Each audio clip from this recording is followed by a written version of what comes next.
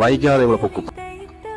ഈ ഷെരീഫ് കാസർഗോഡ് എന്ന് പറയുന്ന ഈ വ്യക്തിയും ഈ എന്താണ് ഷിംജിതയും തമ്മിൽ എന്ത് ബന്ധമാണെന്ന് നിങ്ങൾക്ക് മനസ്സിലാവുന്നില്ല. ഷിംജിത ഇയാളെ വിളിച്ച് എന്നെ രക്ഷിക്കണമെന്ന് പറഞ്ഞു. മിനിറ്റ്, അതായത് കാസർഗോഡുള്ള ഷെരീഫിന് വടകര ഷിംജിതായിട്ട് എന്ത് ബന്ധമെന്നാണ് യൂട്യൂബർ അയാളെ ചോദിക്കുന്നത്.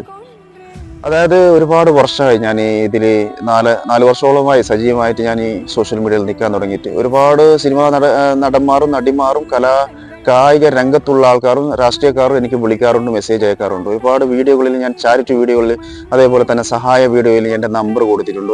ആ നമ്പർ ഒരുപാട് ആൾക്കാർ എടുത്ത് എനിക്ക് വിളിക്കാറുണ്ട്. ഷിംജിതായിട്ട് ബന്ധം പുലർത്തേണ്ട കാര്യം എനിക്ക് ഇന്നേ വരെ വന്നിട്ടില്ല. അതുമാത്രമല്ല, ഇപ്പോൾ അറിയാൻ സാധിച്ച ഒരു വിഷയം എന്ന് പറഞ്ഞാൽ ഷിംജിത അതായത് ജയിലിൽ നിന്ന് ഒരുപാട് കരച്ചിലാണ്.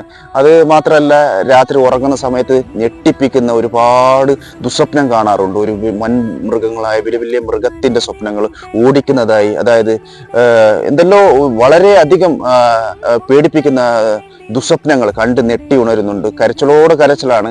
ഒരുപക്ഷെ വേറെ ഏതെങ്കിലും നമ്പർ എടുത്ത് എനിക്ക് വിളിക്കാനും ഒരു വഴിയുണ്ട്. പക്ഷെ എന്നാലും വിളിച്ചാലും ഒരു കാരണവശാലും അവൾക്ക് മാപ്പ് കൊടുക്കാൻ, അവളെ സപ്പോർട്ട് ചെയ്യാനോ അവളെ അംഗീകരിക്കാനും ഞാൻ തയ്യാറേ അല്ല.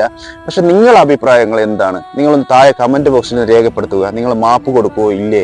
എന്താണ് നിങ്ങളുടെ അഭിപ്രായം? താഴെ കമന്റ് ബോക്സിൽ നിങ്ങൾ രേഖപ്പെടുത്തുക. ഓക്കെ.